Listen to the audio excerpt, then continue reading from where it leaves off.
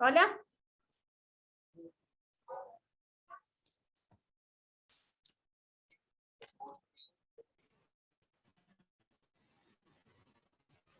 Hola, buenas tardes. Bueno, ¿qué tal? ¿Me escuchan bien? Sí, Sí, se escucha. ¿Me escuchan? Bien, perfecto.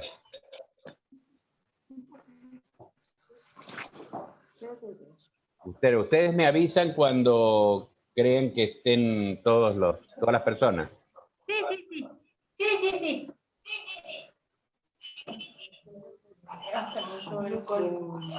Lo que va a haber que hacer es que las personas que no hablen, que tengan apagado el micrófono hasta que vayan a hablar.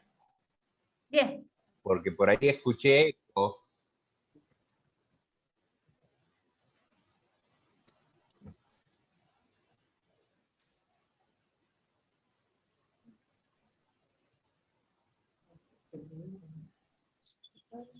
Ustedes me dan el ok cuando quieran y empezamos, ¿eh?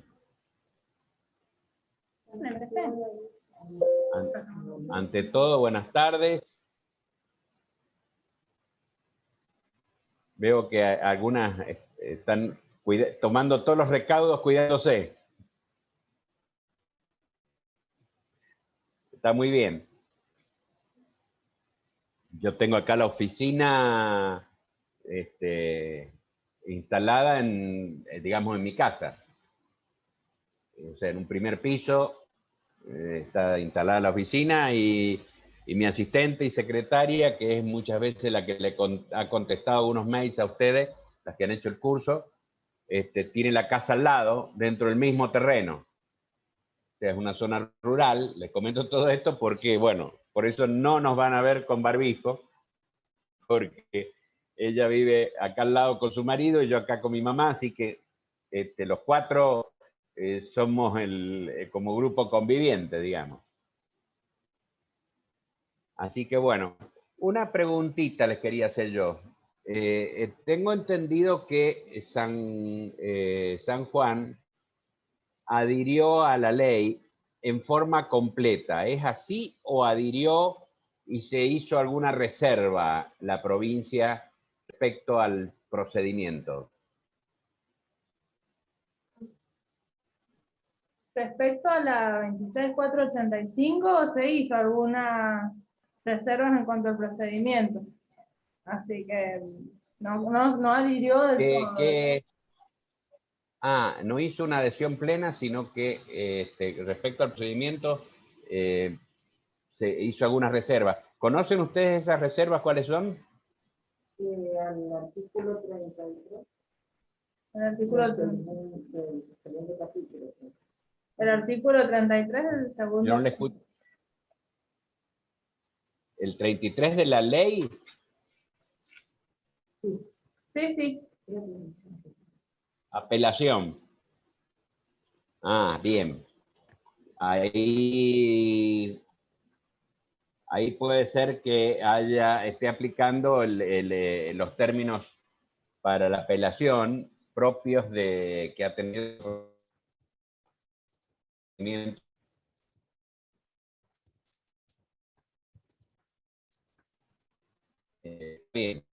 El único.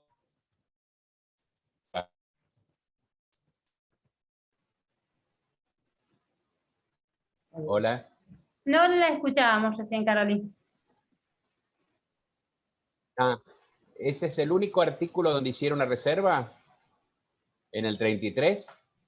Sí. Sí. Bueno, está bien entonces. Me quedo más tranquila.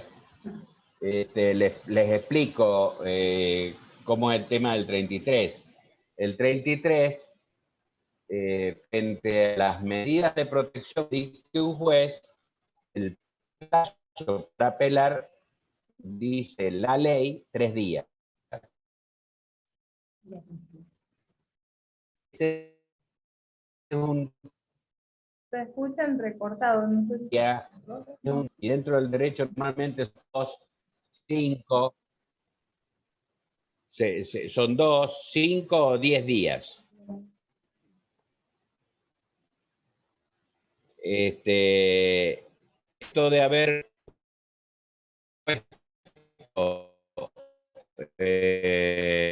5 días y quedaban fuera de la apelación, fuera del lugar, y se desglosaba la apelación. Esto le pasó al gobierno de Mendoza en las primeras 2 o 3 demandas que iniciamos, y bueno, a partir de ahí aprendieron que eran 3 días. Pero está bien, de última lo que hizo San Juan, para mí fue una picardía que me sirvió. Me sirvió porque se les cayó la apelación, no pudieron apelar las medidas. Pero bueno, ustedes me pidieron que habláramos en realidad, de lo que en la ley sería del artículo 16 en adelante, que es el procedimiento y la forma de asistir a las víctimas. Bueno, ustedes vieron ahí en la ley que hay un artículo que permite el acompañamiento a las víctimas. Ese es un derecho que tienen las víctimas de estar acompañada en cualquier etapa del proceso. Esto, cuando dice en cualquier etapa del proceso, es en cualquier etapa, en las pericias, en una audiencia ante el juez, en todo momento puede estar la víctima, tiene el derecho de estar acompañada de esa persona de confianza que ella elige, y que puede ser cualquiera de ustedes, puede ser una abogada, puede ser la psicóloga, puede ser mamá, puede ser la hermana, la tía, cualquiera. El derecho que tiene la víctima, por lo menos acá en Mendoza todavía cuesta que entiendan que existe ese derecho, y obviamente para poder hacer que ingrese a la audiencia un acompañante, en algunos casos hay que pelearse con juez, y no hay forma porque el juez directamente dice usted no entra. Entonces, acá, para que ese superior le diga a lo cual cosa. Pero de todas maneras, el acompañante es muy importante porque sirve de testigo. Entonces, muchas veces, y esto yo siempre le pido en la militancia, es que traten de acompañar a la víctima en los trámites, porque son testigos de lo que le pasa, y van a ser testigos de esa violencia institucional, que la hacen esperar 2 horas o 3 horas, las demoras, o venga mañana, o mire, se hizo tarde, el juez no está, o la secretaria salió, fue al banco, fue a la peluquería, como me ha pasado a mí, que me digan que se ha ido a la peluquería a la mañana, en vez de ir a la tarde, que no tiene tribunales, se va a la mañana. Esas cosas, estando una persona al lado, esa persona es testigo de esa violencia institucional. Y me dirán, pero ¿y de qué sirve esto? Esto sirve, si ustedes trabajan con profesionales del derecho, o si hay acá en el grupo que me está escuchando profesionales del derecho, sirve para tener una acción contra el Estado por daños y perjuicios. Entonces, esa víctima que ustedes reciben profesional, digamos, desde la profesión, desde la abogacía, que no tiene un peso para pagar honorario, yo entiendo el tema de la militancia y todo, pero las militantes también tienen que comer. O sea, los profesionales necesitan también llenar la olla a fin de mes, como dicen. Bueno, esta es una forma de poder atender a las víctimas teniendo la solución económica. La solución económica está en esa demanda por daños y perjuicios institucional, donde ahí sí uno hace un pacto de honorarios con la víctima. En el caso de ser una ONG, puede ser la víctima se compromete a dar una donación de tanto % de lo que vaya a cobrar, y eso le va a permitir a la ONG tener económicamente fondos para desenvolverse. O sea, la ley y las convenciones internacionales nos dicen que los estados tendrían que proveerle a las víctimas de asesoramiento jurídico especializado. Tendría que darle psicólogos y psiquiatras gratis. Eso puede funcionar en Canadá, Noruega, por decir. Acá sabemos que cuál es la situación de las víctimas que atendemos frecuentemente. Aquella que viene con los chicos a cuesta no tiene ni cómo pagar el ómnibus, o sea, con un montón de dificultades y carencias. Yo no voy a hacer política, pero ¿a qué voy? Seguimos creando más pobres todos los días, y esto no es un tema de política, es un tema de la realidad, lo vemos la dificultad que existe, y que estas personitas no tienen otra forma de enfrentar esto que a lo mejor ir y recurrir a los defensores ad hoc, los que provee el Estado, y lamentablemente ahí muchas veces falta capacitación, falta militancia.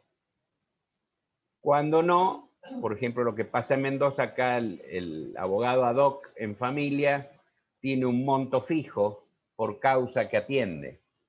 El monto fijo no sé en cuánto está hoy, si está en 2.000 pesos, 2.500 pesos por juicio.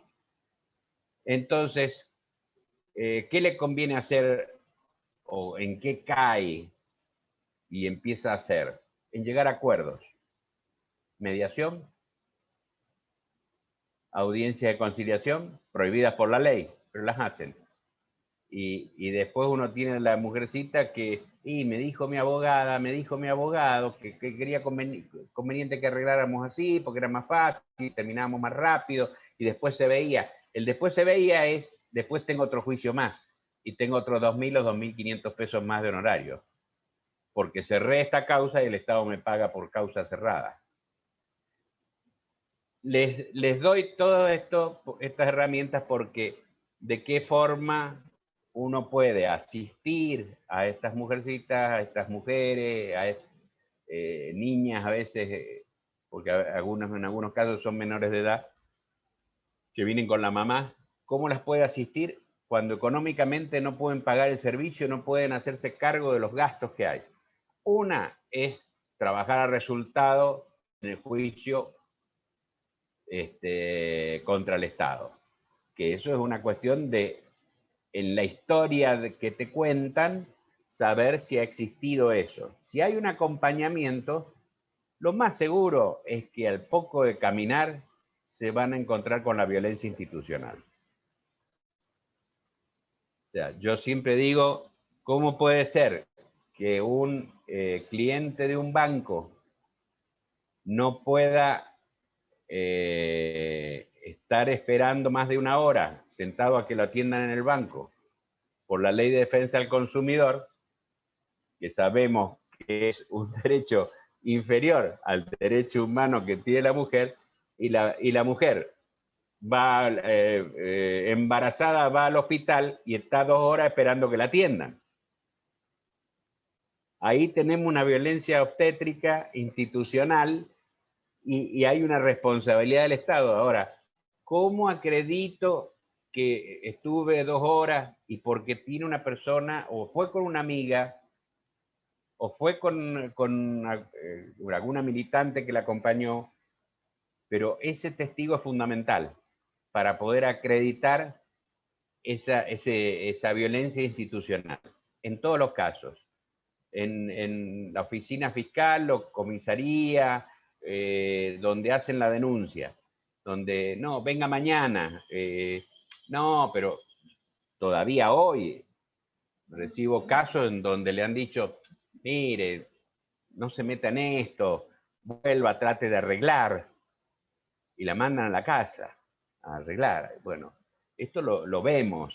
Bueno, eso es muy importante hacerle saber, o lo primero, decirle a esa víctima, vaya acompañada, aunque no sean ustedes, pero lleve una amiga, vaya con su hijo, o sea, no sé, ese testigo es un testigo válido. creo que esto es como una primera, a lo mejor lo están haciendo, yo no sé, ya lo están haciendo, es una práctica. Yo lo hago frecuentemente y siempre les digo a las víctimas y trato de asegurarme de eso, de que pueda ir una persona y la esté acompañando. Hoy es difícil por el tema de la pandemia, el acompañamiento y esto, sí puede ser, pero están estos sistemas que uno puede grabar o tener la prueba del WhatsApp, la prueba del mail, donde está pidiendo ayuda y no recibe la ayuda, donde escribe a una dirección email de un servicio de justicia y no le contestan. Eso es también violencia institucional. Y ahí tienen, digamos, una posibilidad de, en un juicio largo, obviamente, porque el Estado se va a defender, tiene la posibilidad de ir a Cámara y a la Corte, pero ustedes tienen la posibilidad de seguir con esa causa hasta lo último, con el beneficio de litigar sin gasto. Muy importante. Esto del beneficio de litigar sin gasto. Es sin gasto para todo. O sea, cuesta, porque todavía nos cuesta acá en Mendoza, que no pagar el aporte que hay que pagar para pedir un informe de registro de la propiedad. El trabar un embargo, hay que pagar una tasa para trabar un embargo. El pedir un informe al registro de propiedad automotor, registro de propiedad automotor, dice, no, usted me paga para el informe.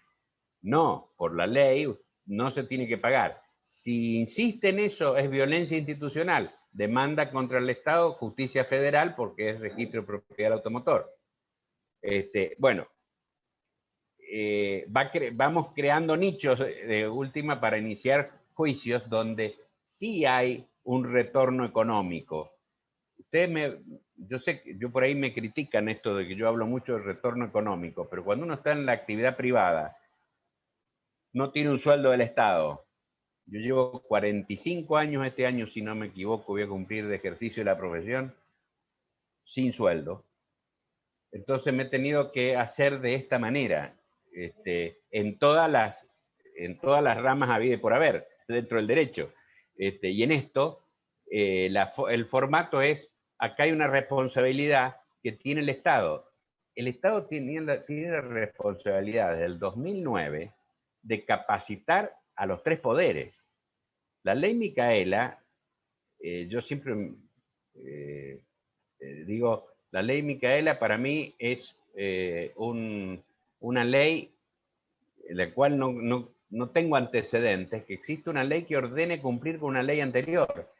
Más o menos como si a ustedes allá en San Juan pidieran una ley que dijera no se puede estacionar en doble fila, hay que cumplir con la ley de tránsito. Van a decir, pero usted va a hacer una ley que ya está, que no se puede. Bueno, eso es la ley Micaela. La ley Micaela ordena capacitar en algo que ya ordenaba la 26485 en el 2009.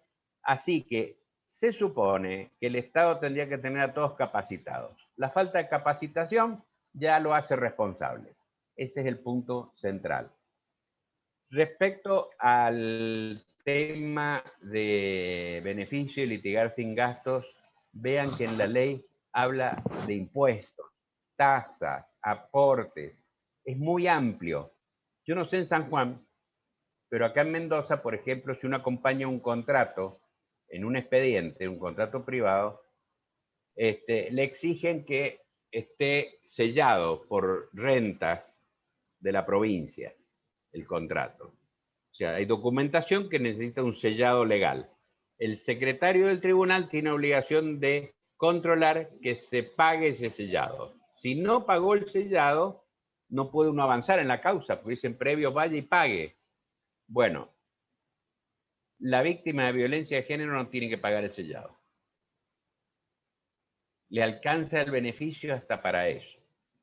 Esto me pasó en un caso, apelé a Cámara y la Cámara Civil de una de las cámaras civiles de Mendoza dio la razón y ni renta ni nadie pudo cobrarle a esta mujer un contrato en el cual era imposible que pudiera pagar ese contrato, ese sellado, porque aparte era con multa y todo, y era un contrato de compraventa de un inmueble que nunca hicieron la escritura y ella tenía una copia de ese contrato.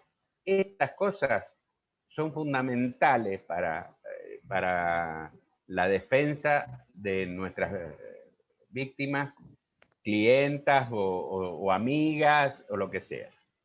Otra de las cosas fundamentales es trabajar siempre el trabajo, hacerlo con un equipo profesional. O sea, hay que tener la psicóloga o el psicólogo, el psiquiatra o la psiquiatra también especializado en perspectiva de género, es fundamental. ¿Por qué? Porque hay que respetarle los tiempos a las víctimas. Y ustedes que están cerca de las víctimas se darán cuenta o han visto muchas veces que la víctima está muy inestable, que no puede hacer un relato coherente, que se tropieza con su palabra o no puede ni hablar, o llora, es una situación. Yo siempre le aclaro que yo estudié abogacía, no estudié psicología. Entonces, cuando me enfrento a esas circunstancias, no tengo las herramientas. O sea, le digo muchas veces a la clienta, le digo, discúlpeme, no soy psicóloga, la quiero mucho, me duele lo que le está pasando, pero no sé cómo tratarla, no puedo meter la pata. Entonces es fundamental ese trabajo interdisciplinario. Y que sea la psicóloga y el psiquiatra la que decida cuál es el momento de judicializar. No nos apresuremos a judicializar los casos, porque podemos perder. Esto es fundamental. Muchas veces sí está la ansiedad, la angustia de la víctima, que quiere ya hacer la denuncia, y ahí hay que saber decirle, respiremos hondo, esperemos un poco, porque hay tiempo. La prescripción, que muchos hablan, no existe en esto. Y acá voy a hacer un paréntesis. En tanto y en cuanto ustedes tengan un informe por parte de una psicóloga y un psiquiatra que digan que esta persona padece, o sea, de tal y tal condición, que se ha encontrado en un contexto de violencia de género y que todavía necesita tratamiento para recuperarse, el daño es continuado. Aquellos de ustedes que estén en el mundo del derecho saben que cuando el daño es continuado no hay prescripción. O sea, tenemos todo, pueden pasar muchos años. Así yo he iniciado demandas civiles después de 10, 15 o 20 años de haberse producido el hecho. Porque yo acompaño un certificado donde dice, todavía esto la colapsa, todavía esto la afecta, todavía no puede superar. El año pasado, por ejemplo, presentamos una demanda de una señora que a los 15 años fue abusada por el sacerdote que le dio la confirmación. Cuando sucedió eso, llegó a la casa llorando, la madre no le creyó y le pidió y la llevó de nuevo a la iglesia para que se confesara con el mismo sacerdote para que le perdonara ese pecado de estar dudando del sacerdote. ¿Se imaginan esa cabecita cómo quedó? Y el año pasado nos llega el caso, ya estaba ahí digamos, para ser trabajado, pero ya tiene 37 años. Y recién el año pasado, psicólogos y psiquiatras nos autorizan a iniciar el juicio y hacer la denuncia penal y hacer la denuncia civil. Aún así, cada 2 por 3 hay que estar asistiéndola porque se quiebra y les cuesta seguir adelante. Entonces, los tiempos de las víctimas los tenemos que respetar. Primero, estamos nosotras que tenemos que cuidar eso. Y creo que es muy importante ir acompañada. Pero aparte, porque en el proceso judicial sabemos que hay muchos sinsabores, porque, no sé en San Juan, pero en Mendoza, más allá de las capacitaciones que se den y todo lo demás, falta perspectiva de género en muchos jueces, muchos fiscales. Nos encontramos con cada locura y entonces no es garantía que ir a la justicia para una víctima es un proceso aliviado y que va a tener toda la cobertura, el apoyo, se va a actuar con la debida diligencia, como dice la ley. Eso no pasa. Por lo menos, yo lo digo acá en Mendoza, no pasa. ¿Ha avanzado? Sí, ha avanzado. Hay jueces civiles especialmente, porque yo las acciones de daño y perjuicio elijo la justicia civil, porque están más acostumbrados los jueces civiles a manejar el tema monetario que los jueces de familia. Y la víctima tiene derecho a elegir el fuero. Estos temas de los derechos de las víctimas, lo que sí yo les recomendaría es irse a las recomendaciones, valga la redundancia, de, por ejemplo, en la CEDAW. Hay 35, 36 recomendaciones. Son casi un librito cada recomendación. Leerlas completas, porque nos van a dar un montón, eso son obligaciones, las recomendaciones son obligatorias para el Estado argentino. En una de ellas creo que es la 35 que habla de acceso, yo no me acuerdo si es la 30, siempre me confundo con los números, 33 o 35, del acceso a la justicia de las mujeres, nos habla justamente del tema de la prescripción. Nos habla del derecho de la mujer a elegir el fuero, elegir la jurisdicción. Esto de la jurisdicción, yo lo probé acá. Una mujer abusada sexualmente por el marido en Mar del Plata, la trasladan a Mendoza, porque los dos son de Fuerza Aérea, a ella la trasladan a la base aérea en Mendoza, con la niñita de 1 año, escolarizan inmediatamente a la nena y todo, nos presentamos en los tribunales de familia de Mendoza, la chica muy desequilibrada, bueno, le pido a la psicóloga que la empiece a atender y ahí salta lo del abuso sexual. Se larga a hablar con la psicóloga y después, bueno, se abre a que lo conozcamos también todo el resto del equipo. O sea, la psicóloga tenía que mantener el secreto porque la mujer había pedido que mantuviera el secreto. La psicóloga obviamente no nos dijo, pero sí nos dijo, hay un tema fuerte, pero no estoy habilitada todavía, no avancen en nada. Trabajó el tema y bueno, la denuncia penal la hice en Mendoza. Y la causa llegó al procurador de la Corte, que es el jefe de los fiscales, y el procurador le dio la competencia a Mendoza para atender esa causa penal de un hecho producido en Mar del Plata. En las recomendaciones a 33 o 35 lo van a ver. Van a ver esa posibilidad, esa alternativa que tiene la víctima. De ahí surgen un montón de derechos que nosotros normalmente desconocemos, los jueces más los desconocen. Les garantizo que van a saber más ustedes de derechos que los jueces, fiscales, que desconocen porque no leen eso. Las recomendaciones primero que no se estudian ni las convenciones en la Facultad de Derecho, no existe la materia en la Facultad de Derecho. Ven la ley 26485, le hablan de violencia de género, pero muchos se sorprenden que la palabra violencia de género no está ni en la Convención CEDAW, ni en la Belén do Pará, ni en la ley 26485. Ni en su decreto reglamentario tiene el término violencia de género. Cuando uno les comenta y dice cómo, y digo, si lo lee, se va a dar cuenta que el término violencia de género es como entradera y salidera. Es un robo en ocasión de. Es un título de tipo necesario para las noticias.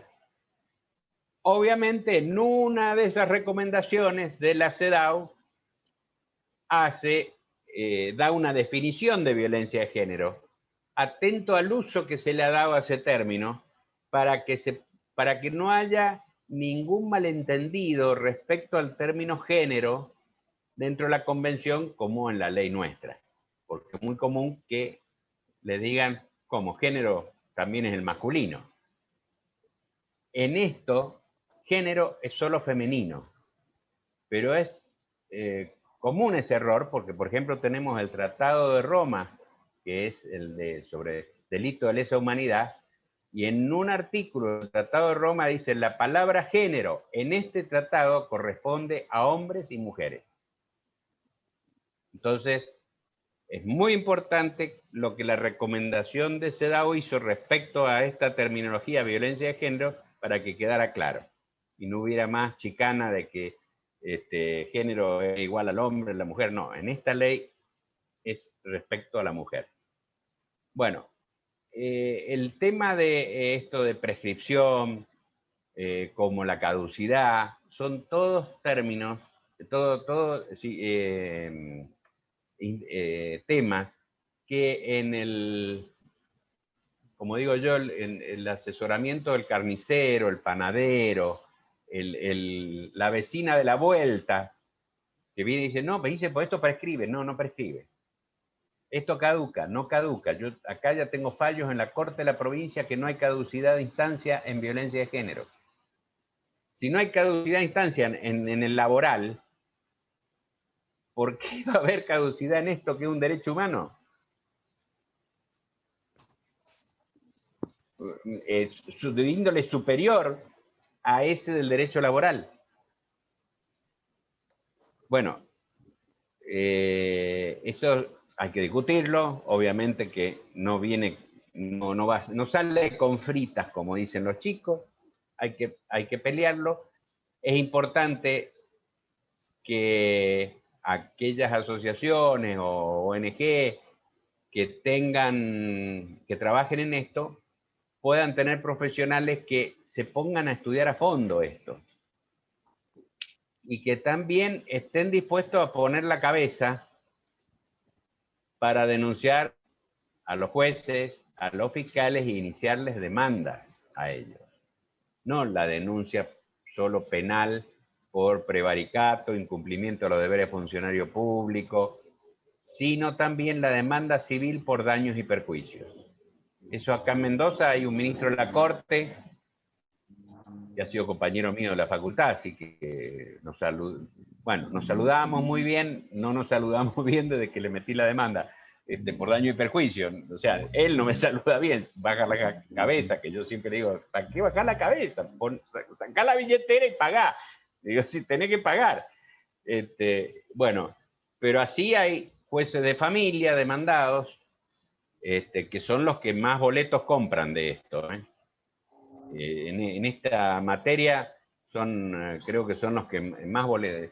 La costumbre de hacer audiencia de conciliación cuando en la cuestión alimentaria es de terror, y lo hacen todos. Y eso es violencia económica y patrimonial. Más le digo, si tienen un amigo, un hombre, que se separa y deja una familia, el mejor consejo que le tienen que dar, si es muy amigo, es su hermano, anda ya, consigná judicialmente una cuota alimentaria, la que sea, pero anda y decirle, señor juez, vengo a depositar 2.000 pesos para mi hijo, para mi hija, no sé, y me pongo a disposición para que usted fije la cuota que sea necesaria. Con eso, zafa de la violencia económica. Esto no lo publiciten. Esto se lo estoy dando para un amigo, una amiga, es decir, con esto zafás. Cuando no haces esto, te corres el riesgo que aparezca del lado una profesional, un profesional que plantee la violencia económica, consiga todos los derechos que te da la ley por ser víctima de violencia, beneficio de litigar sin gasto, esto, para todas las causas que tenga que iniciar. Te abrió una puerta. Con ese solo hecho de que yo no le voy a pagar nada, listo. yo por ahí digo, quiero llegar antes con mi demanda, antes que te venga y ponga la plata. Porque me lo habilita para todo lo demás, el derecho. La división de bienes, el régimen de comunicación, los daños y perjuicios que tenga que iniciar. Voy a llevar el cartel, o sea, mi clienta va a llevar el cartel de víctima. Y voy a tener la prueba que ha sido víctima por violencia económica, patrimonial. Le doy, estos son tips que a lo mejor ayudan más que estar explicándole, a lo mejor punto por punto, cada artículo de la ley, que eso lo pueden leer ustedes, pero esto es la práctica diaria, qué herramientas podemos usar. Yo creo que llevamos varios minutos, ¿no? 37. 37 minutos, así que creo que me Carolina, gustaría escuchar las preguntas de ustedes. hemos extendido el tiempo. Así que quédese tranquila que no se va a cortar. No, bueno, perfecto. Pero si quieren ir haciendo, digamos, algunas preguntas, yo preferiría que con esta introducción que yo hice, ustedes me vayan indicando lo que les parezca. Bueno, gracias a todas las que están participando. Si quieren vayan escribiendo en el chat, yo voy a ir leyendo algunas que ya se han hecho, algunas preguntas que ya se han hecho. A ver, ¿dónde está? Romina y Katy preguntan dónde se puede denunciar la violencia institucional. Es una demanda civil de daños y perjuicios. No es, tengamos claro una cosa, la violencia de género no es un delito. La ley expresamente en uno de sus artículos dice que no crea ningún tipo penal. En España, violencia de género, y con ese nombre, violencia de género, está el delito en el Código Penal. Y eso lleva a la confusión al mundo hispano, le ha llevado a la confusión. Nosotros, en el Código Penal, lo único que se incorporó fue el inciso 11 del 80 y el 12, el 11 especialmente, que es el femicidio, cuando un hombre matara a una mujer en un contexto de violencia de género. Ahí aparece por primera vez el término violencia de género en nuestro derecho, y que trajo un problema muy grave, porque los penalistas dijeron violencia de género, pero si no existe la violencia de género. No está definido en nuestro ordenamiento jurídico la palabra violencia de género. Entonces este delito no se puede penalizar. Hubo que buscar unas vueltas para poder hacer la interpretación que eso significaba la violencia y discriminación contra la mujer, no se imaginan cuánto. Y eso fue un error de los legisladores que creyeron que, o sea, no estaban capacitados, volvemos al tema. Sí. Así que creo que te respondí la pregunta. Sí. Demanda civil de daños y perjuicios, justicia civil. Otra pregunta es si existe un registro de profesionales capacitados en perspectiva de género. Mire, no sé, acá en Mendoza no existe. Bien. Acá en Mendoza no existe, le digo mal. Yo no lo tendría que decir. Lo que lo dicen son otros que dicen que la única que hace este tipo de demanda, lo dicen en tribunales, soy yo. No existe, por ejemplo, esa demanda institucional, todavía no hay otros colegas que estén haciéndolo, lo cual me llama la atención, porque tengo gente de Buenos Aires, de otros lugares, que me llaman por esto, y digo, ¿cómo puede ser que no hayan descubierto este nicho? O sea, ¿por qué? A ver, vuelvo de nuevo a la billetera. Es un nicho. A ver, cuando salió los amparos del corralito para sacar los dólares, había abogados por todos lados haciendo las demandas por amparo del corralito. Cuando vino el reajuste a haberes los jubilados, miles de abogados haciendo reajuste a haberes jubilados. ¿Y por qué en esto no aparecen? ¿Por qué no hay? Y uno los escucha en la televisión en Buenos Aires y uno se da cuenta que no conocen el tema.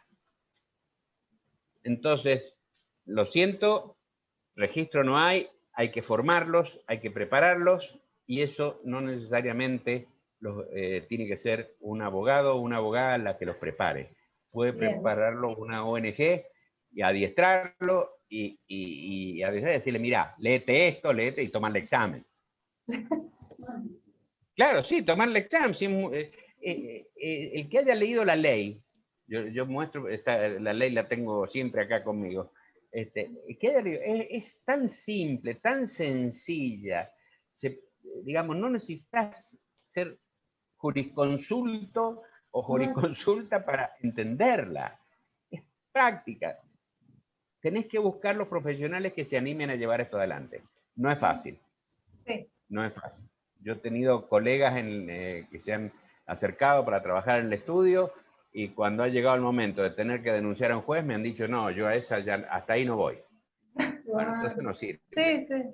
Entonces no sirve. Bien, Sí, seguimos. a veces se deben favores, sí, acá es igual. Exacto. A mí, hacerte amigo del juez, yo no me hago amigo. No.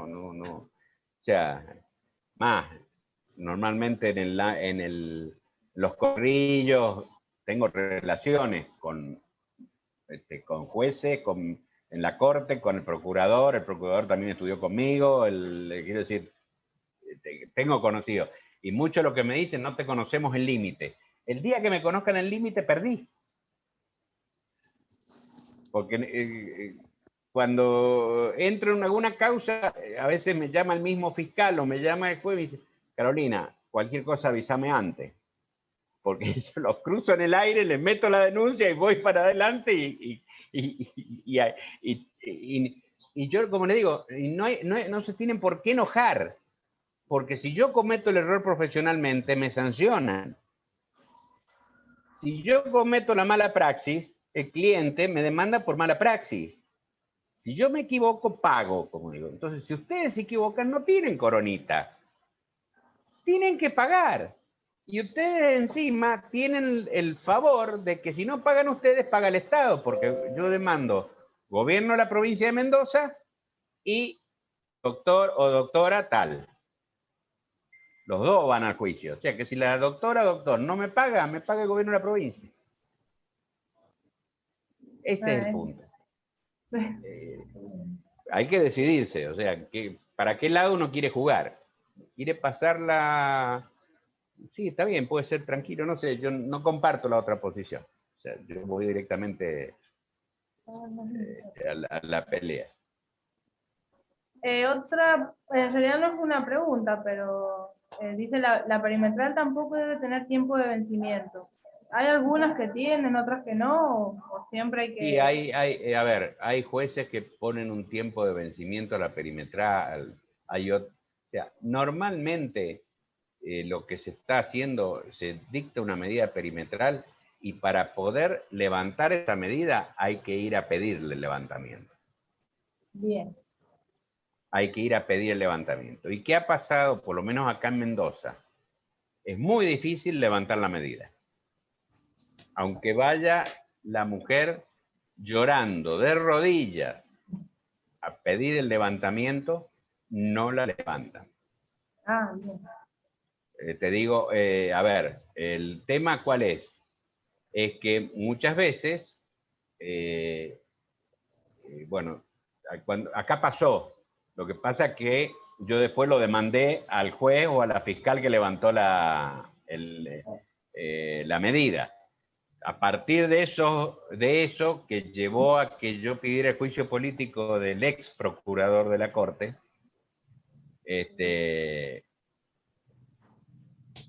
ninguno más le puso el gancho a un levantamiento de la perimetral.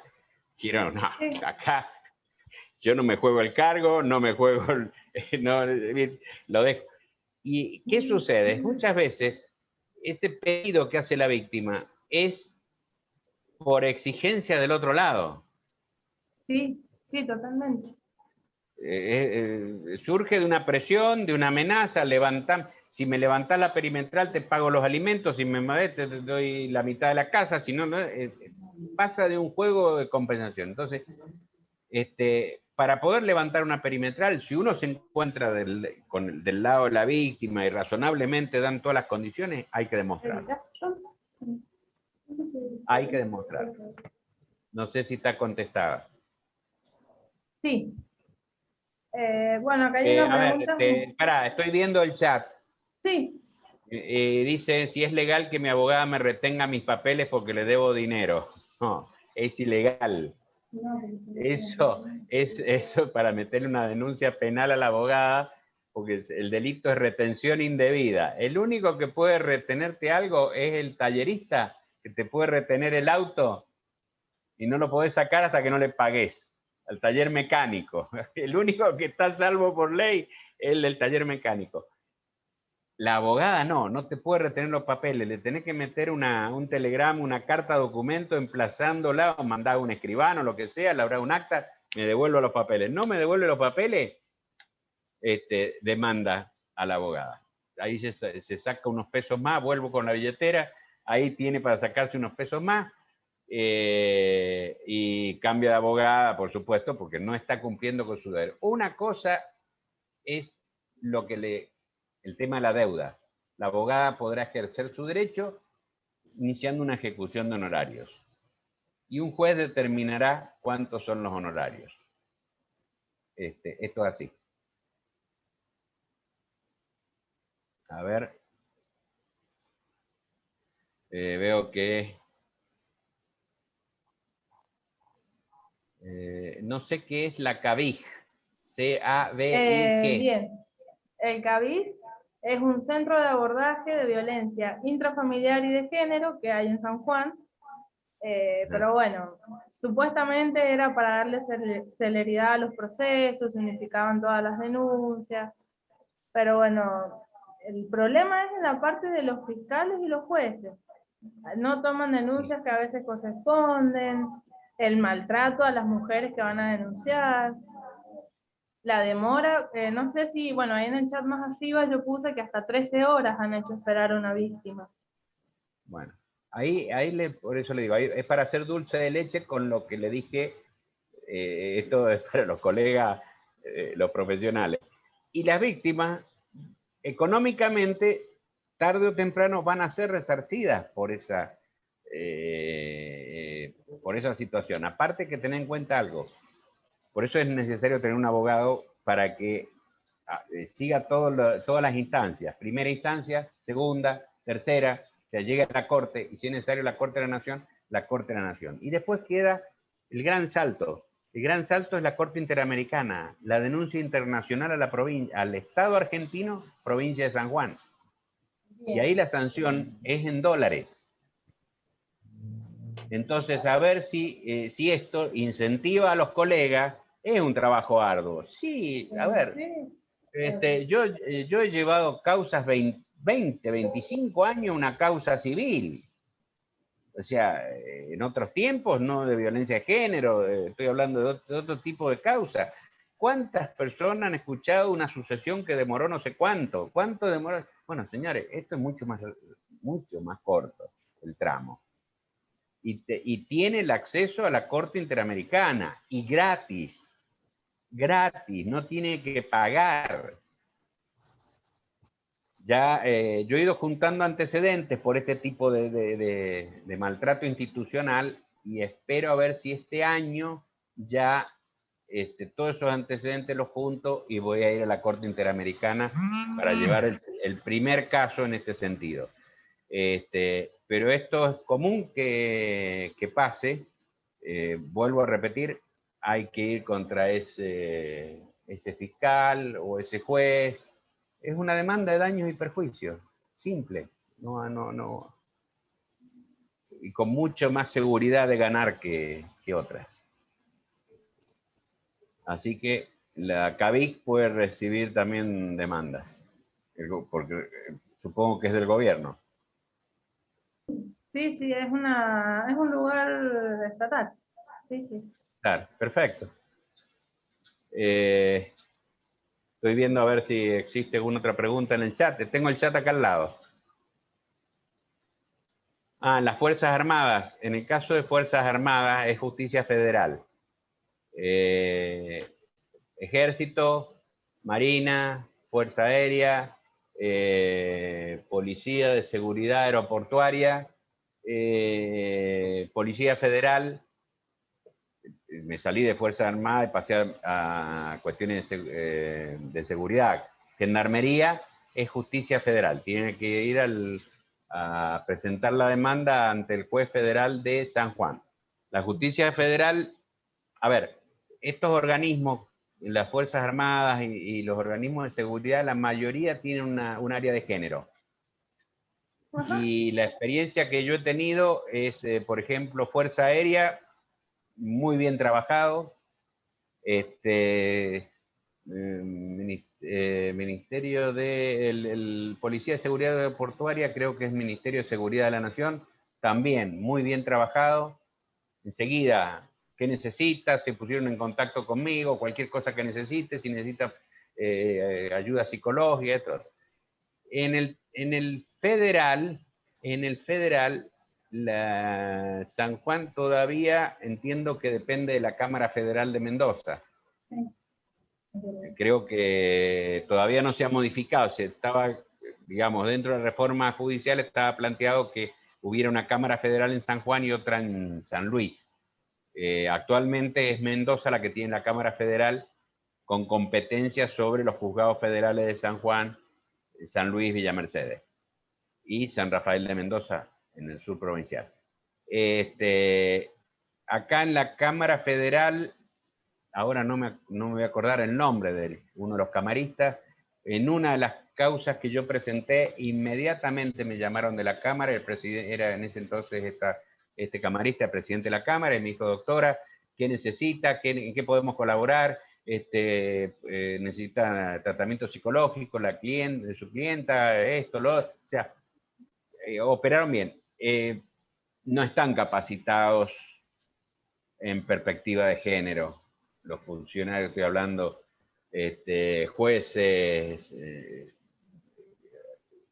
trabajan a lo mejor con algún temor porque saben que ese es un tema sensible en el Consejo de la Magistratura de la Nación. O sea, a nivel nacional es sensible. A nivel Corte de la Nación es sensible. El Carmen Argibay dejó ahí un bloque organizando todo el tema de violencia de género que ayudó mucho, que ayuda, ha seguido adelante. Entonces, ese es el tema de la Fuerza de Seguridad. El caso de la Policía de San Juan es el gobierno de la provincia de San Juan.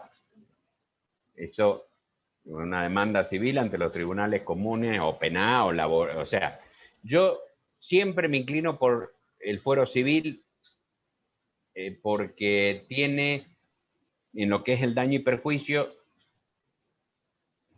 tiene más experiencia. Los jueces trabajan más en los temas de daños morales, en temas de mala praxis, en temas de daños en general.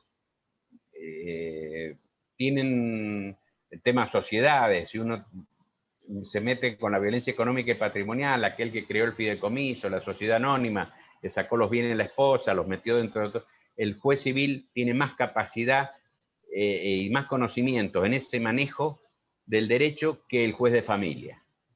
Pues yo no recomiendo ir por eso a los juzgados de familia. Acá hubo un debate inicial en Mendoza donde se entendía que eso debía ser en los juzgados de familia. Volvemos a la convención, volvemos a la recomendación de la CEDAW, la víctima elige la jurisdicción, elige el tribunal. Creo que le contesté al de la provincia, a la que preguntó a Fabiana, que preguntó sobre policía de la provincia de San Juan. Una pregunta, Carolina. Sí. ¿Qué pasa con los hijos y hijas víctimas de que un femicida mata a la madre en el caso de que desde la justicia se deje la tenencia a ese femicida? No, a ver,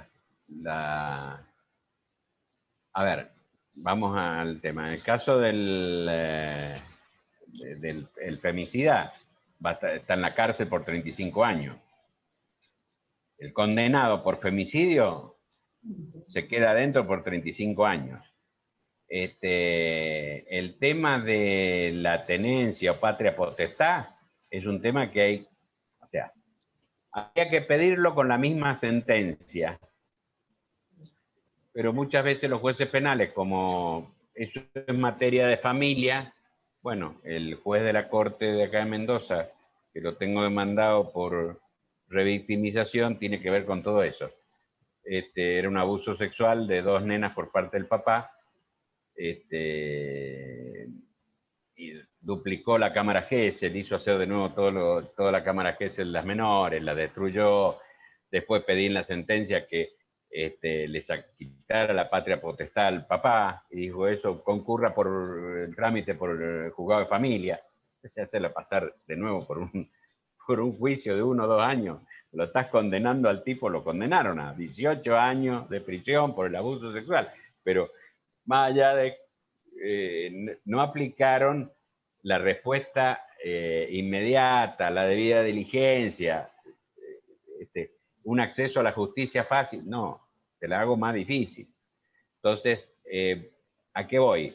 En ese caso, obviamente que hay que pedir, no sé, estará la abuela, o estará el abuelo, o alguno de los abuelos, pedirá que le den la tenencia de la menor, y también pueden pedir quitarle el apellido. Eso va a depender de las circunstancias de la familia, del menor, depende de la edad que tenga el menor. Yo he tenido casos en donde de 3 hermanos, uno de ellos, siendo un menor de edad, pidió, y obviamente se le habilitó para que hablara con la jueza de familia, y pidió visitar al padre que mató a su mamá en la cárcel. Y lo llevaban el día de visita, él iba a visitar al padre porque él lo quería al padre. No le puedo decir más nada. Los otros 2 hermanos no lo entendían a este hermano, pero este hermano siempre fue un chico apegado al papá, y bueno, mantenía esa relación. Bueno, no sé si alguna otra participante quiere hacer una pregunta. Esperemos un ratito a ver si nos preguntan algo. Si no, Las veo pueden activar calladitas a todas.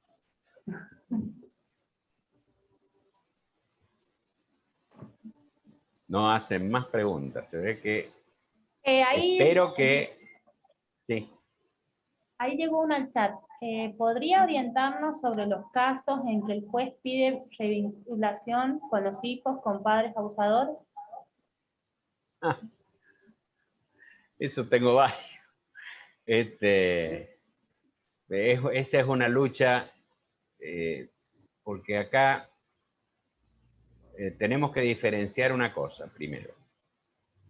Tenemos que diferenciar si cuando habla de padres abusadores, si está hablando de un abuso con respecto a la mamá o un abuso respecto a los chicos. Es distinto. O sea, si es respecto a los niños, si hay una sanción penal, si hay un proceso en curso donde el hombre está denunciado, todavía no es culpable para la ley. Entonces se van a encontrar con que el juez va a decir, se mantiene la revinculación. En esos casos, las revinculaciones, si no las hace el juez de esa manera, hay que pedirlas que sean con una persona de control al lado. O sea, del mismo tribunal, y siempre escuchando al niño. Acuérdense que ahí el interés superior del niño es lo que importa. Entonces, volvemos al trabajo interdisciplinario. Psicólogo para el niño, psicólogo para la mamá, para que cada uno haga su informe y haga la evaluación correspondiente. Y si hay una revinculación, esa revinculación tiene que estar controlada. O sea, tiene que estar presente durante todo el tiempo de ese contacto una persona del cuerpo de psicólogos o de asistencia integral que tenga el juzgado, los juzgados de familia allá en San Juan. Acá se llama CAI, C-A-I, el departamento que asiste a los juzgados de familia. Es difícil el tema porque cuando uno lo trabaja, es difícil porque uno tiene la mamá que tiene obviamente su opinión y después hay un menor que hay que evaluar qué es lo que el menor siente y eso lo dirá la psicóloga y el menor se lo dirá el juez. O sea, yo he tenido, no hablo, estoy recordando ahora un caso en donde era nada más que el régimen de visita y sí le pedí a la jueza una entrevista con la menor que tenía 6 años, la nena. Y tuvo la entrevista con la jueza sola, filmado, obviamente, queda todo en cámara filmado, en donde la jueza charlando le preguntó cómo quería estar con esto y dice, quiero estar un poquito más con mi mamá y un poquito menos con mi papá. Y se terminó el tema. Poquito más con la mamá y menos con el papá. Bueno, con el papá va a estar los martes y jueves, de tal hora a tal hora, y un fin de semana de por medio, dijo la jueza, chao, cerró, y se acabó, no hay más discusión. Le puede no gustarle mucho a la mamá, que era mi clienta, pero lo decidió la hija. Lo decidió la nena. Entonces, sí es importante que previo a jugarse a la audiencia con el juez, que sea una psicóloga, tenga tratamiento psicológico ese niño o esa niña. Porque una cosa es lo que te dicen en la casa y otra cosa es cuando lo sientan en un despacho de un juez, en un ambiente totalmente extraño. Si es un lugar donde se graba, a lo mejor es una pieza especial como las de cámara Gesell, donde están las cámaras, que aunque el chico a lo mejor no advierta, hay un micrófono arriba de la mesa. O sea, la asesora de menores tiene que estar presente, o sea que la jueza más la asesora de menores, es otro ambiente. Y ahí el chico, y quiero estar un poquito más con mi mamá que con mi papá, chao, se terminó todo. Se acabó. Entonces salís de ahí, que le va a echar en cara al niño que tomó mal la decisión, no podés. Es fundamental la evaluación por psicólogos propios previamente y que lo puedan empoderar. De la misma manera que hay que empoderar a nuestras víctimas de violencia, hay que empoderar a los niños. Esto no es darle vuelta a la cabeza, porque es imposible eso de darle vuelta a la cabeza. Eso que dicen que el niño se lo condiciona, esto no se lo condiciona en nada. El niño cuando le salta lo que quiere, lo dice. Y sí o no, todo.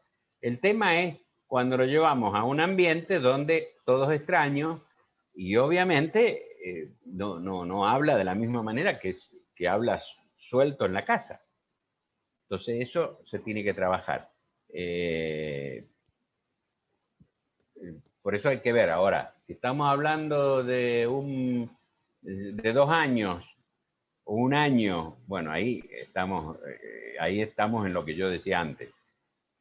El régimen de contacto a través de una persona del tribunal y obviamente hay que apurar el tema penal y demostrar que esta persona es culpable del delito que se lo acusa. O sea, son delitos no solo graves, sino que a uno le dan una bronca terrible. Pero hay que demostrarlo. Y la demostración a veces no es tan sencilla. Entonces, hay que demostrarlo. A veces el precipitarse a hacer una denuncia penal sin antes haber armado todo es lo que después dificulta el resultado del juicio. O sea, yo muchas veces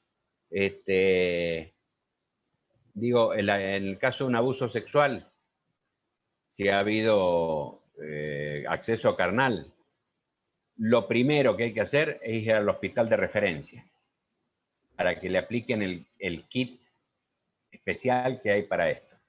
Con eso hecho en tiempo y forma, no hay HIV, no hay ningún contagio de ningún tipo. Le dan toda la medicación necesaria para evitar cualquier problema. Eso antes de ir a hacer la denuncia penal.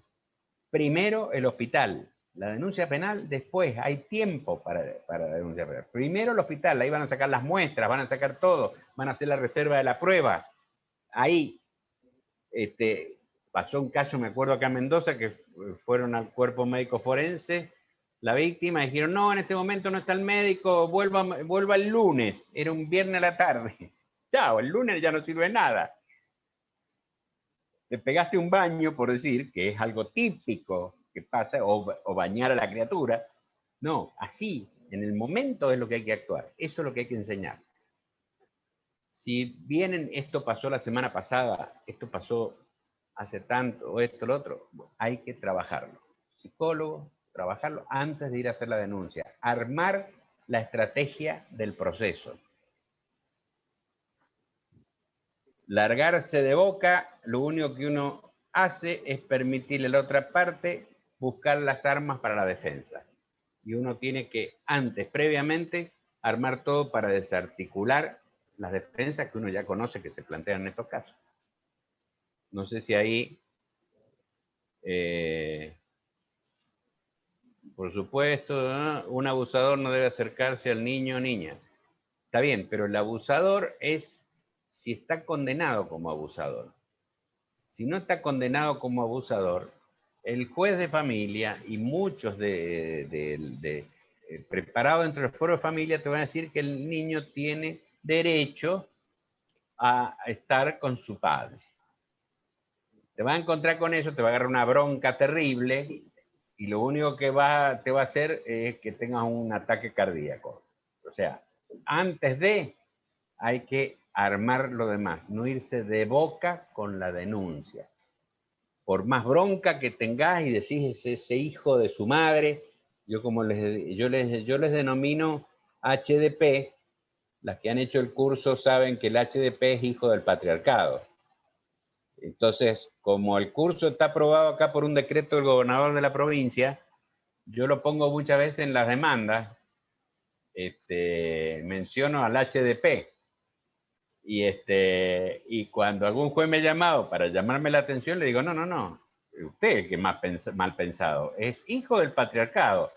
Y en el programa aprobado por el gobernador de la provincia me ha aceptado el término, así que este término está institucionalizado. Así que me miran así medio como diciendo, pegué en el palo. O sea, estoy ahí para que me sancionen. Pero son HDP, sí, ya lo sé, te puede dar toda la bronca, pero no, los operadores jurídicos, psicológicos, no nos podemos mover con la bronca. Tenemos que tener la sangre fría, la mente fría. Por eso, antes de largarse a hacer la denuncia, hay que analizar todo el caso. Y hay que tener todos los elementos de prueba. Ahí hablan de la inmadurez sexual de la criatura.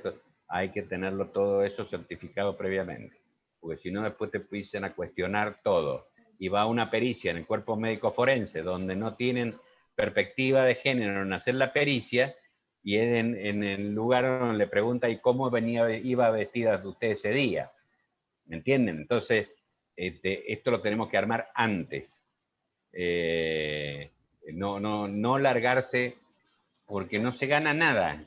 No hay un vencimiento. Vuelvo a repetirle lo de la prescripción. Tómense su tiempo para hacer la denuncia, más en temas penales. ¿Mm? Ahí veo, creo que he contestado más o menos. Tenemos una consulta, Carolina. Sí, dale. Acá nos preguntan, ¿qué se considera delito en las situaciones por violencia de género? Porque en el CABID no se ve que haya un criterio unificado con respecto a eso. O sea, lo que le comentábamos. A ver, en violencia de género no hay ningún delito tipificado como violencia de género. El único delito, el Código Penal, el único lugar donde incorpora la violencia de género es el inciso 11 del 80. El artículo 80 es el homicidio agravado. Tiene distintos incisos, y el 11 habla del hombre que matare a una mujer en un contexto de violencia de género. Y el inciso 12 es cuando matare a alguien, o sea, es el, ahora no me voy a acordar el término técnico, transversal. El femicidio transversal es que cuando mato a esta persona para hacerte daño a vos. La mato a la madre, o sea, a la suegra, para hacerle daño a mi mujer. Mato a la suegra, y tuve un caso así, que mató a la suegra y mató al hijo, o sea, al sobrino más querido de ella, para hacerle daño a ella, teniéndola enfrente a ella. Sacó el revólver, tac, tac, pegó la vuelta y se fue. Ahí es un homicidio transversal. Es el único lugar donde el Código Penal trata el tema. Ahora, vamos a la aclaración. A raíz de que en el código, en el inciso 80 está ese agravante para el homicidio, que se le llama femicidio, pero la palabra femicidio no aparece en el Código Penal. Es el que matare a otro. A raíz de eso, la amenaza, cuando es en un contexto de violencia de género, le da a la mujer los derechos que establece la ley y las convenciones internacionales para litigar. Beneficio de litigar sin gasto. Cuando son lesiones en un contexto de violencia de género.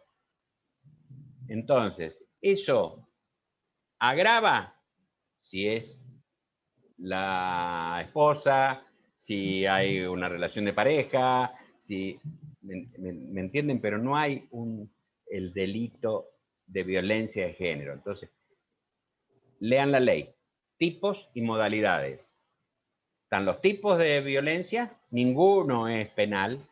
Las modalidades, ninguna es penal. O sea, eso de que normalmente van y recurren a la fiscalía a hacer la denuncia, está mal. La fiscalía no tendría que tomarle esa denuncia. O sea, en realidad lo que tendría que hacer la fiscalía es atenderla, poner una persona para que la acompañe al tribunal de familia o al tribunal civil o al tribunal laboral para que ahí haga la denuncia correspondiente. Esto no se hace ni aún acá en Mendoza. No quiero decir que porque Mendoza esté mejor, quiero decir, no se hace, yo lo que conozco no se hace. O sea, tendrían que hacer eso, no decirles, no, acá no la recibimos. Por ejemplo, es muy común confundir el acoso con el abuso. Y el acoso sexual no es delito. Puede ser una infracción al código de falta como es en Cava, en Capital Federal. Pero no es delito. Entonces, muchas van y hacen la denuncia por el acoso sexual en fiscalía. Acá hay una fiscalía, una unidad fiscal especialista en violencia de género. ¿Qué hacen a veces los fiscales? Para no decirle que no, le toman la denuncia. La mujer se va contenta que hizo la denuncia. Esa denuncia va al archivo, porque no existe el tipo penal. Entonces, cuando llegan al estudio y dicen, no, pues yo hice la denuncia. ¿Cómo hace una denuncia penal si no es un delito penal? ¿Se la tomaron? Sí, me la tomaron. Acá está, mire la constancia que entró. Yo he hablado con los fiscales, que los conozco, obviamente, los fiscales me dicen, mirá, Carolina, ¿sabes qué? De acá, si no le recibimos la denuncia, se van al diario. Arman un escándalo en el diario. Los periodistas tampoco saben la diferencia entre abuso y acoso. Nos escrachan en los diarios, nos llaman de la corte, a un bodrio, dice, tenemos que dar 10.000 explicaciones. Pues toma, le damos la denuncia, damos el papelito, vaya, y chao. Entonces, nosotros no nos tenemos que equivocar, nosotras no nos tenemos que equivocar. Tenemos que tener la capacitación y todo eso para darnos cuenta que esto es una cuestión de derechos y garantías.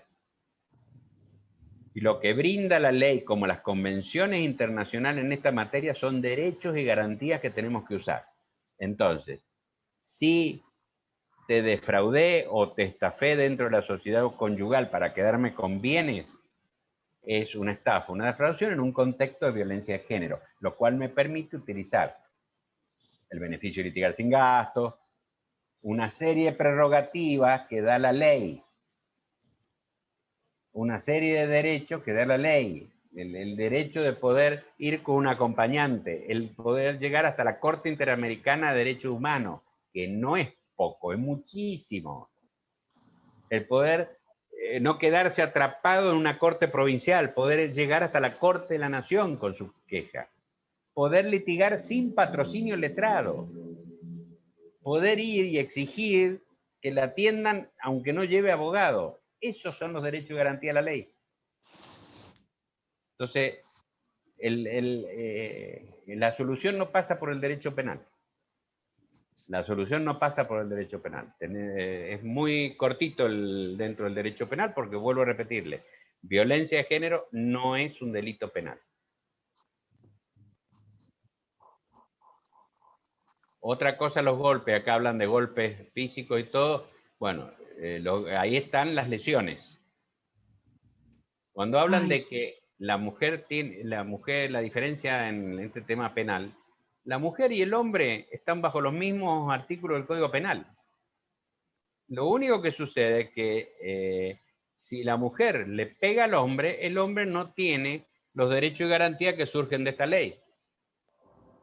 Pero cuando el hombre le pega a la mujer tiene los derechos y garantías de esta ley. Pedir asistencia jurídica, pedir esto, pedir lo otro, que el hombre no lo puede pedir. Eso es lo que la ley busca, esa equidad, esa igualdad entre las partes. Porque se entiende que la otra parte normalmente, y es común, que esté mejor posicionada económicamente, con relaciones y contactos, que la de la mujer. ¿Hay excepciones? Sí, hay excepciones. ¿Concedo que hay excepciones? Sí, por supuesto. Me ha tocado hombres que le pegan o que... Me acuerdo uno que ha quedado en el estudio el apellido grabado porque dijimos, el primer perrito que tengamos le vamos a poner el apellido de este tipo, porque en realidad, disculpen la palabra, tan boludo no puede ser un hombre. Lo mandaban a comprar helado a 20 kilómetros en una heladería, iba en ómnibus, traía el helado, se quejaban porque estaba medio derretido. Bueno, una historia que, bueno, lo que le tuvimos que recomendar, mira, divórciese, sepárese. No se animaba a divorciarse, más o menos. O sea, pasó por pericia, y en la pericia, los mismas psicólogas y todo, aún en tribunales, se reían de la característica de este personaje. ¿Los hay? Sí, los hay. Son contados con los dedos, pero los hay. Pero lo demás, si hay lesiones, hay que contratar las lesiones. Eso es fundamental. El tema de los scratches, eso, si leen las recomendaciones de la Convención CEDAW, es parte del derecho que asiste no solo a las víctimas, sino al derecho que asiste a aquellas personas que acompañan a las víctimas. O sea, de dar publicidad de los hechos que se están denunciando. Personalmente recomiendo que no sea la víctima la que vaya a hacer, como dicen, el escrache. Porque como no está estabilizada, puede irse de boca en el uso de los términos y puede caer en que confunde un abuso con... y lo cree que es penal o no sé. Suele suceder que utilizan mal un término y quedan pegadas por haber usado mal un término. Están acusando de algo que no fue. Entonces eso yo lo dejaría más, yo normalmente a la clienta le digo, mire, déjeme, que yo me encargo de hacer toda la publicidad del caso, pero lo vamos a hacer como corresponde, para que no ligarnos una demanda por otro lado, pero no no procede el bozal legal hacia nosotras para poder defender los derechos que estamos defendiendo. Esto ya hay fallos en ese sentido, así que cualquiera que se encuentre ante un problema así, no hay problema que me consulte, le puedo pasar los fallos y todo. Aún así, hay jueces que ponen, a nosotros nos pusieron un bozal legal el año pasado, que todavía lo tenemos, tiene que resolverlo en la Cámara Civil, fue porque escrachamos a un sacerdote por un abuso sexual de una menor y,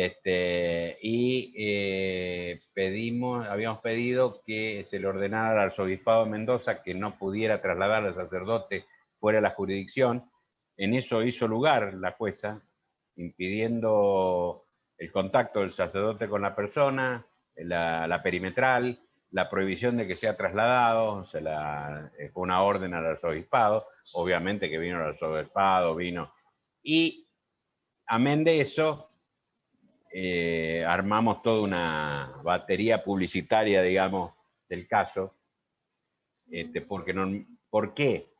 Porque eso ayuda a que vengan otras personas y anime a otros, fundamental en esos casos de abuso. Hace que otras víctimas se animen a hablar. Por eso lo importante, no es un derecho porque sí, es un derecho porque tiene una razonabilidad ese derecho.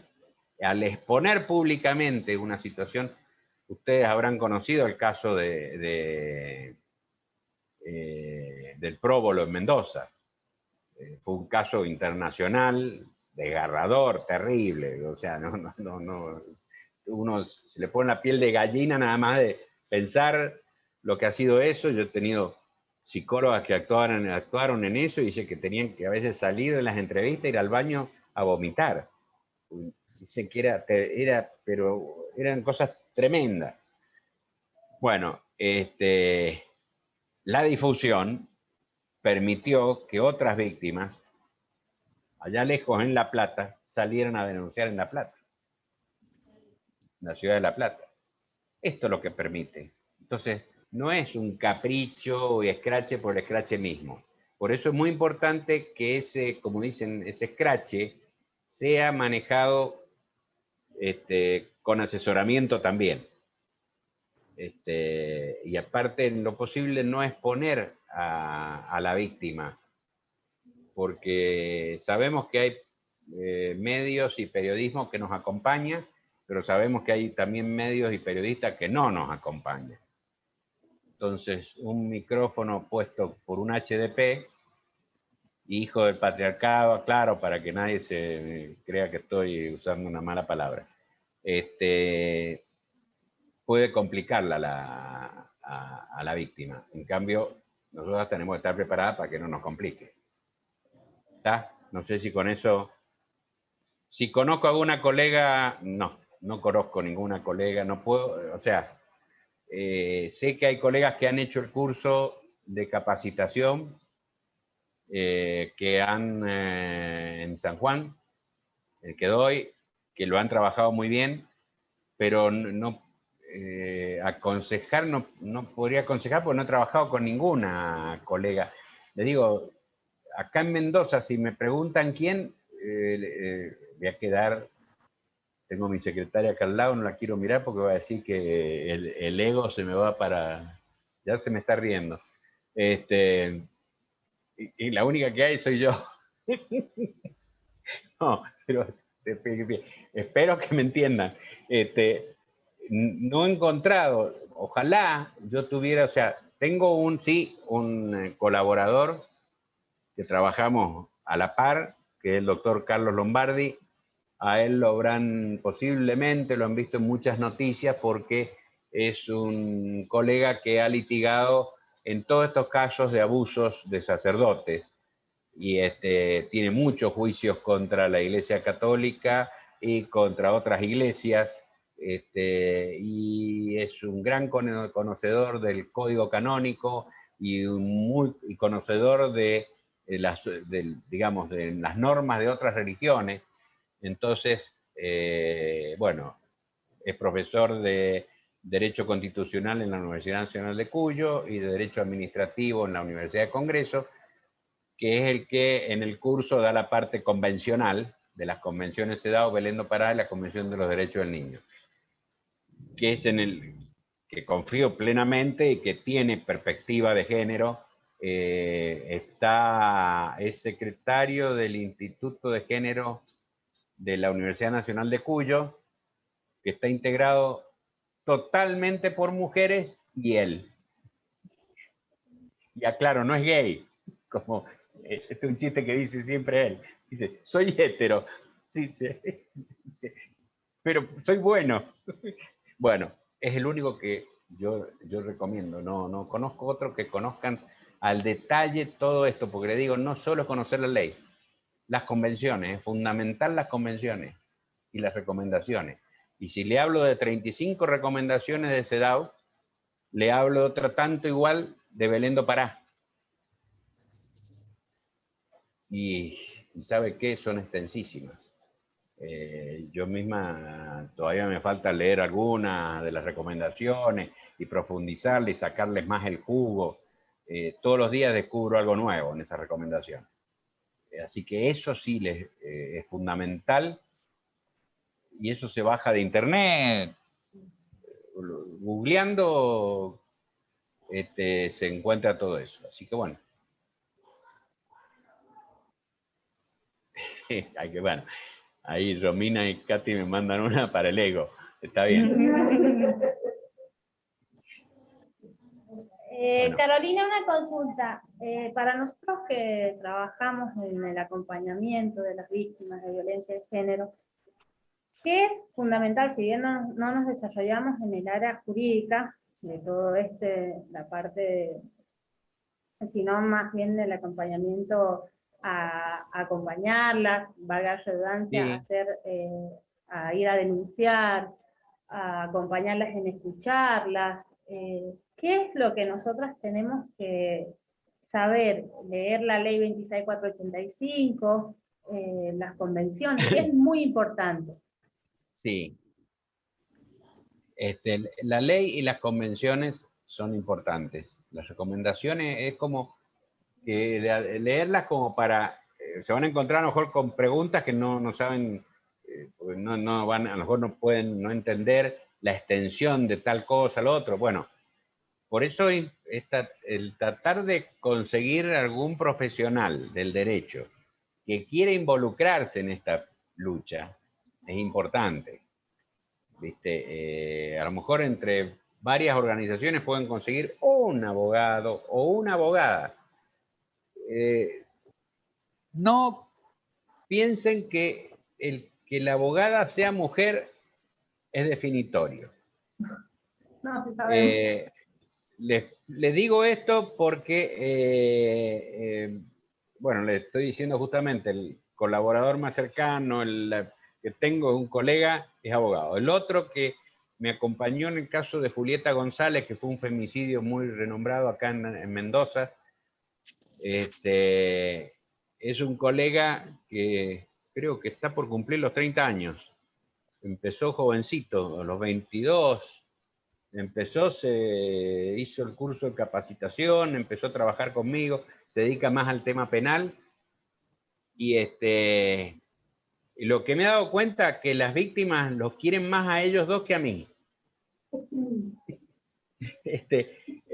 Porque aparte se sienten como, no sé, que un hombre las escuche, que un hombre les dé la razón. Claro, estamos dentro del patriarcado, ¿me entienden? O sea, pero las empodera más que cuando es otra mujer. Parece mentira, pero es parte de. Entonces, si aparece un hombre comprometido con esta lucha y esto, y si ustedes pueden llegar a conquistar a alguno en el sentido de hacerle ver que económicamente hay una posibilidad de trabajar, está bien, no es lo inmediato. O sea, a ver, hay colegas en la profesión mía que quieren cobrar hoy. Eso no existe. O sea, eso existe en derecho penal, cuando al tipo se lo llevaron de las mechas y está en la cárcel y quiere la libertad. Entonces, por la libertad, vende casa, auto, mujer, hijo, vende lo que sea. Pero cuando está en libertad, no vende nada. Entonces, el penalista que trabaja en eso sí cobra adelantado, porque una vez que los dejó afuera, no lo cobra más. Pero los demás, muchos saben que es a resultado. El que hace un juicio laboral cobra el resultado. El que hace un juicio de reajuste de haberes jubilados cobra el resultado. Hay un montón de cosas en la profesión que se cobra el resultado. Acá tiene una posibilidad de cobrar el resultado. Para cobrar el resultado, posiblemente a esa clienta le van a tener que llevar algunos trámites sin cobrarle. ¿Está? O sea, voy a hacer esto y esto, pero acá tengo una demanda de daño y perjuicio. O sea, a ver, hay una de las demandas contra 2 jueces y el titular de uno de los OALES. OALES es el organismo administrativo, no sé si allá en San Juan cómo se llama, que tratan todo el tema de minoridad. En este caso, la demanda es contra el gobierno de la provincia, contra la UAL y contra 2 jueces de familia, por 78 millones de pesos. Con un pacto al 30% y un 18% que regulan de honorario, es el 48% de 78 millones para el abogado.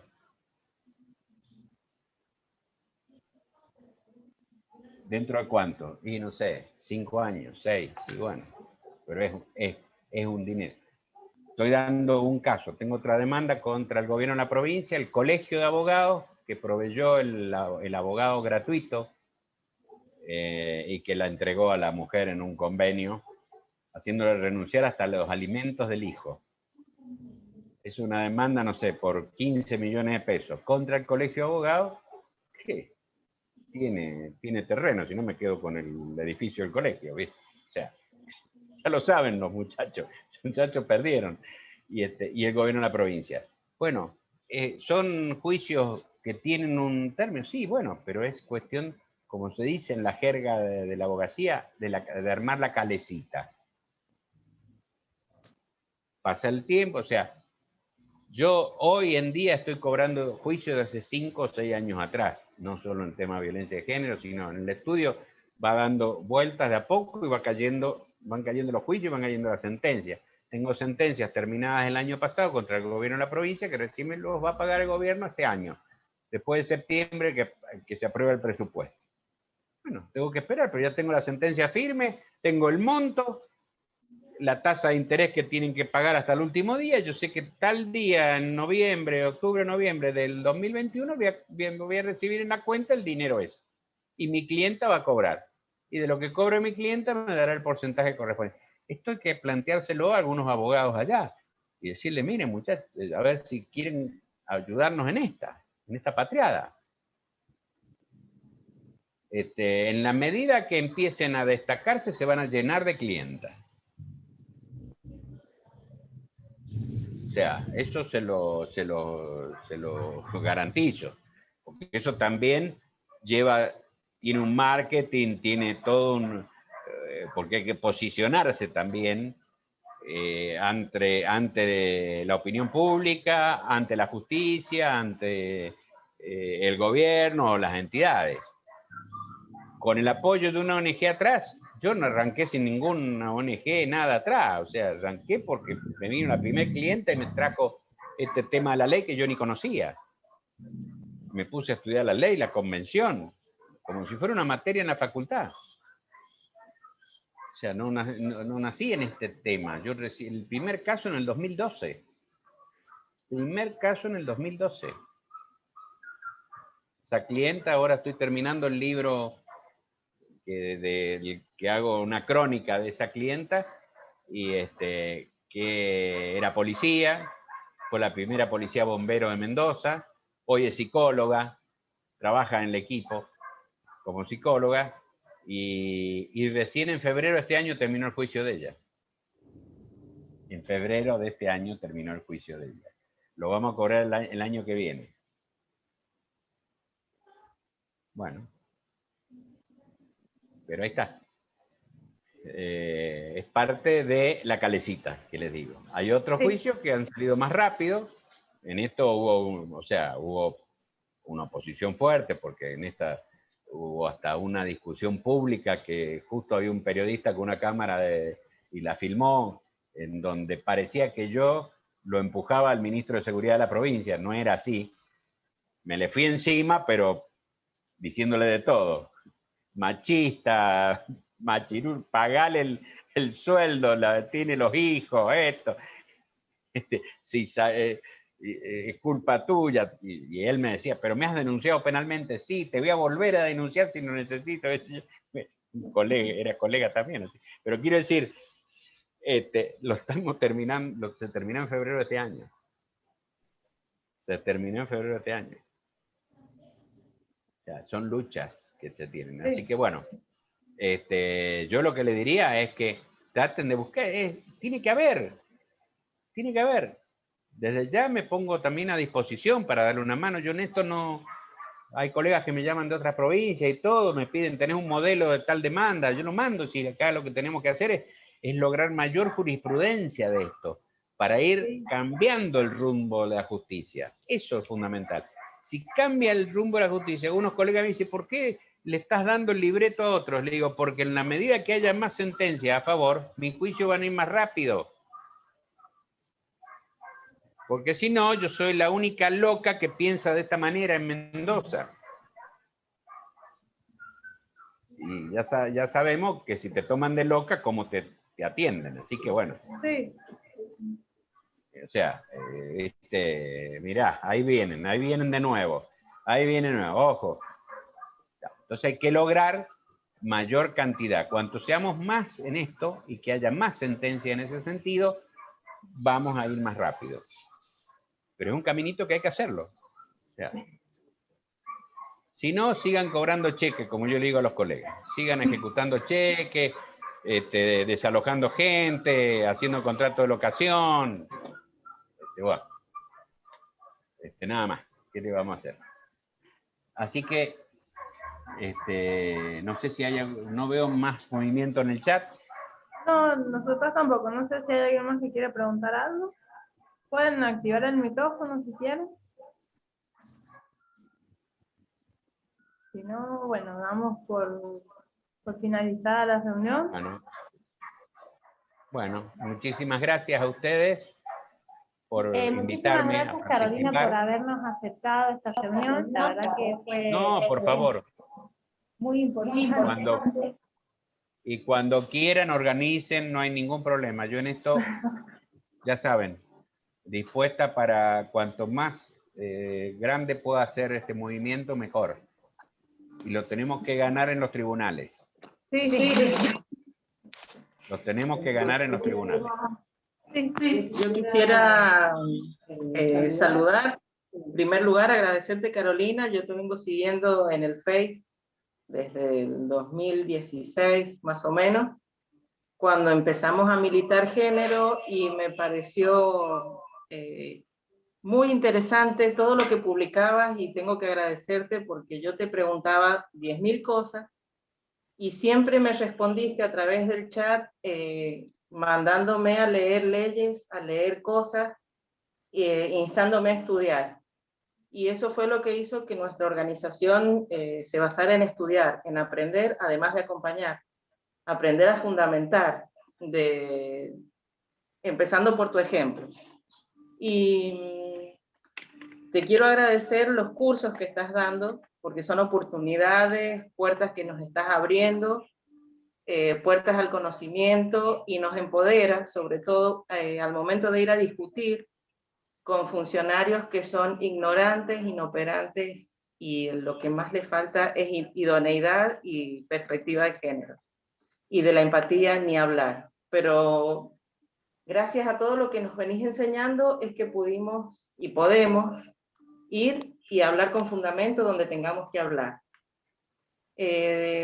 Agradecerte esta reunión, ha sido muy productiva para nosotras, muy prolífica, y vamos a utilizar todo lo que nos has estado asesorando. Y también quiero agradecer a las instituciones que nos acompañan, que son también militantes de género como nosotras, Almas Unidas, Sandra Cabrera, la presidenta, y a la referente del movimiento del Frente de Mujeres, del movimiento Evita, Eugenia Martín. Quiero agradecerles la presencia y el hecho de que hayan acompañado, porque para nosotras es importante que esto se multiplique, que no quede nada más que en el grupito de las que somos. Esto tiene que multiplicarse, el empoderamiento de nosotras, que sin título somos las que vamos a defender a las víctimas.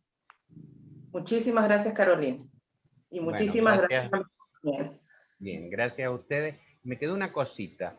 En las ONG es muy complicado sacar la personería jurídica, obtener la personería jurídica de las ONG. Bueno, no me he puesto a trabajar ese tema, pero sí he visto en documentos europeos que este tipo de organizaciones, instituciones, defensoras de derechos humanos, en lo que respecta a los derechos de la mujer, no se les debe exigir ningún tipo o ponerle trabas para constituirse como personas jurídicas.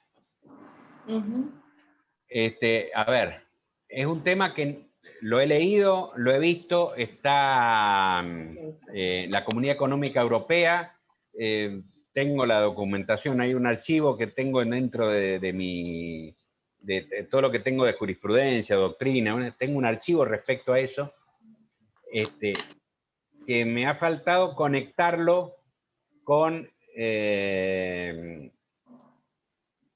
para ver si puede ser aplicado en Argentina. Como la CEDAW está firmada también para los países europeos, ahí sería el punto de conexión, y ONU Mujeres sería el otro punto de conexión. No he indagado más porque, a ver, también en el cúmulo de trabajo diario no me ha permitido. Se los tiro porque aparte, en tantos proyectos que existen de ley, de esto, lo otro, yo digo, ¿cómo a nadie se le ocurrió habilitar un sistema fácil, sencillo, para que estas ONG, a diferencia de cualquier otra ONG, tengan una representación mucho más sencilla para poder presentarse en tribunales representando a? Entonces, si le otorgan una personería jurídica especial, podrían presentarse por los derechos de, y podrían activar por los derechos colectivos de.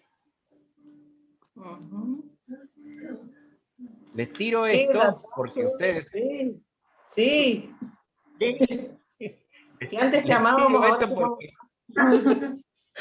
No sé, dice, pero si tenés diputados, senadores amigos, qué sé yo, yo no, digamos, yo conozco a un montón dentro de la política, pero, a ver, los conozco, pero ellos también me conocen, pero saben que si mañana les tengo que pegar, les pego, o sea, que son amigos hasta ahí, o sea, me tienen con cuidado, entonces, no tengo una llegada, tengo la llegada, como le digo, de cruzarme con el gobernador y ponerme a hablar con el gobernador. No tengo problema y me recibe. Pero mañana los cracho en una nota, no, ningún problema, no tomé ningún compromiso. Me ha pasado igual con el licenciado Cornejo, que me firmó el famoso decreto declarando interés provincial. Yo se lo agradecí públicamente, nobleza obliga, porque le había pegado durante el gobierno de él, pero en la rodilla varias veces, pero lo sacó y lo firmó. Entonces, bueno, está. Pero así unos y otros, o sea, pero a lo mejor ustedes pueden tener más llegada, y esto puede ser un proyecto que que facilite, porque yo encuentro que, que tienen ese problema las ONG que se dedican a esta temática, posiblemente a las otras también, pero esta temática que es tan acuciante, que nuestros políticos gobernantes para cada 2 minutos hablan, no, esto la violé para terminar con los femicidios, no terminan nunca con nada de esto. O sea, es todo, yo digo biribiri y yo les critico porque es puro biribiri, te tomas la foto, te pones 4 mujeres al lado y sos feminista. Y con eso no basta. Entonces, hagamos actos concretos. Y un acto concreto es poder empoderar a estas ONG sin complicarlas con personas jurídicas.